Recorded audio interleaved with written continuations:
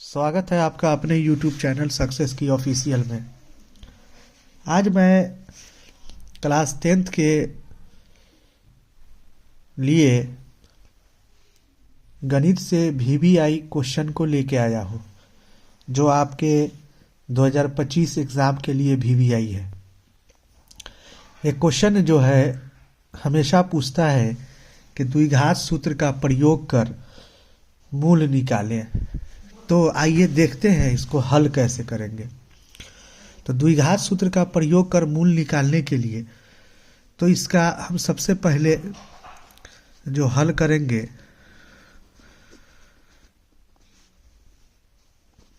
तो आपका दिया हुआ है हमें x² प्लस 7x माइनस 60 बराबर 0। तो इसका पहले हम विवेचक निकाल लेंगे। ठीक है, तो विवेचक के लिए पहले a बराबर, b बराबर और c बराबर पता करेंगे। तो a बराबर यहाँ कुछ नहीं है तो 1 हो जाएगा, b बराबर 7 और c बराबर जो हो जाएगा वो -60। तो d बराबर होता है b² माइनस 4ac। ये विवेचक का सूत्र होता है। इससे 2 नंबर का क्वेश्चन विवेचक निकालने के लिए भी पूछ सकता है या ऑब्जेक्टिव में भी पूछ सकता है। तो इस तरह से आप विवेचक भी निकाल सकते हैं। तो d है 7, तो 7 का स्क्वायर माइनस 4 गुने 1 गुने माइनस 60। 7 का स्क्वायर हो जाएगा 49 और माइनस माइनस प्लस 6 चौका 24 240। टोटल को जोड़ेंगे तो हो जाएगा 289। ठीक है, अब द्विघात सूत्र x बराबर होता है -b प्लस माइनस √d/2a, जहाँ d जो है यही विवेचक है। तो हम बराबर लिखेंगे माइनस b है आपका 7, तो 7 प्लस माइनस √d आया है 289 बटा 2 गुने ए है आपका 1। ठीक है, आगे बढ़ेंगे तो ये -7 प्लस माइनस 289 को तोड़ेंगे तो हमारा 17 × 17 आएगा बटा 2 इकाई 2 बराबर -7 प्लस माइनस 17 रूट में 2 बार है तो 1 बार बाहर निकल जाता है बटा 2। ठीक है, अब होता है मूल ज्ञात करना है। तो मूल होता है अल्फा। द्विघात बहुपद के मूल 2 होंगे, अल्फा और बीटा। तो अल्फा बराबर हो जाएगा -7, एक बार प्लस को लेते हैं और एक बार माइनस को लेते हैं। तो ये हो जाएगा आपका प्लस माइनस माइनस 17 में से 7 गया 10 बटा 2 बराबर हो जाएगा 5 और बीटा बराबर हो जाएगा -7 माइनस 17 बटा 2। इसी को एक बार प्लस लिए एक बार माइनस लिए तो ये आपका हो जाएगा -24 माइनस माइनस प्लस 17 7 24 बटा 2, ये हो जाएगा -12। तो इस तरह से द्विघात सूत्र का प्रयोग कर हम लोगों ने इसका मूल ज्ञात किया। फिर से समझते हैं। क्वेश्चन था कि द्विघात सूत्र का प्रयोग कर या उपयोग कर समीकरण दिया हुआ था, इसका मूल निकालना था। तो मूल निकालने के लिए हम लोगों ने क्या किया, समीकरण लिया, इसका पहले विवेचक ज्ञात किया। विवेचक के बाद द्विघात सूत्र होता है x बराबर -b प्लस माइनस √d/2a। तो यहाँ पे हमने क्या किया, जो वैल्यू है वैल्यू को डाल दिया, डाल के जो हल करने का प्रोसेस है उसको हल किया, हल करके हमारा अल्फा बीटा निकल के आ गया। एक और क्वेश्चन जो है एग्जाम में पूछता है कि द्विघात बहुपद के शून्यकों को ज्ञात करें। क्वेश्चन होता है कि द्विघात बहुपद के शून्यकों को ज्ञात करें। ये आपका ऑब्जेक्टिव में भी पूछ देगा और 2 नंबर के में भी पूछता है, लघु में भी। तो आइए इसको हल करते हैं। ये 6y² माइनस 3 माइनस 7y है। तो पहले इसको हम लोग क्या करेंगे, इसको सजा लेंगे, सही कर लेंगे। 6y² माइनस 7y माइनस 3 सही हो गया। अब जहाँ भी शून्यक निकालना होगा तो पहले अगर बराबर 0 नहीं है, ध्यान रखना है, और बात को वो विस्तार से समझने की बात है, बस अभी एग्ज़ाम के व्यू से इतना ध्यान रखना है कि अगर बराबर में 0 नहीं है तो हम क्या करेंगे, 2 नंबर का होगा क्वेश्चन, तो लिखेंगे माना कि जो बहुपद दिया है 6y² माइनस 7y माइनस 3 बराबर 0, इतना आपको मानना होगा कि इतना बराबर 0। ऑब्जेक्टिव है, जैसे बना दीजिए, सीधे बराबर 0 लिख के बना दीजिए, कोई दिक्कत नहीं है, लेकिन सब्जेक्टिव है तो इतना आपको सजाना होगा।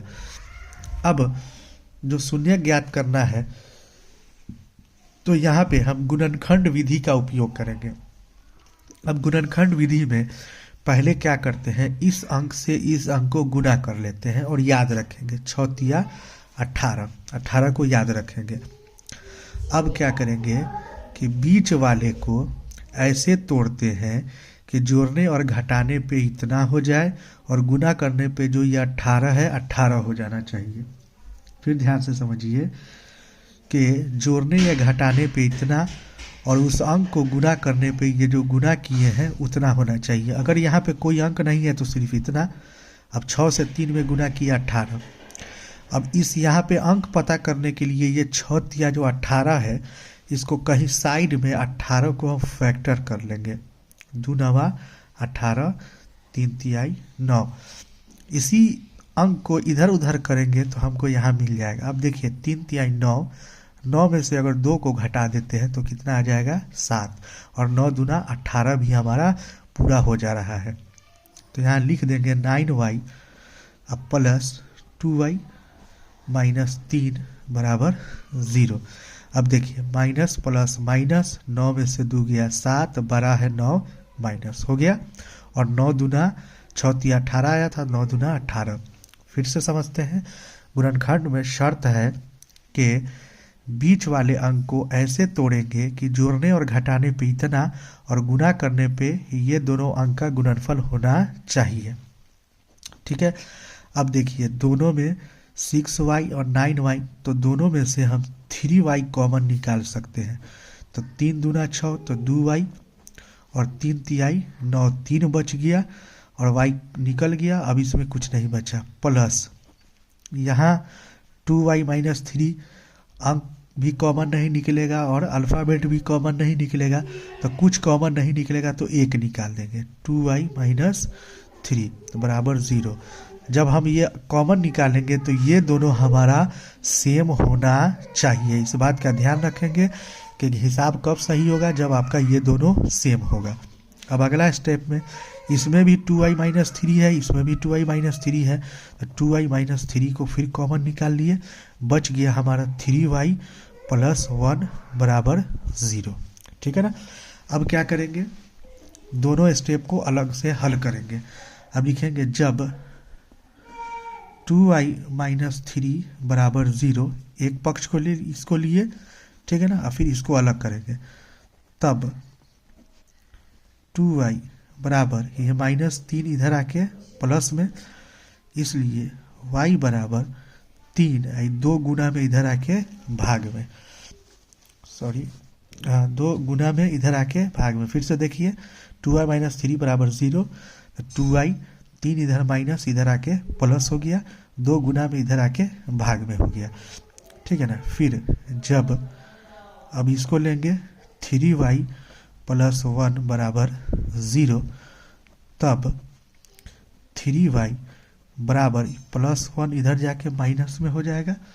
ठीक है।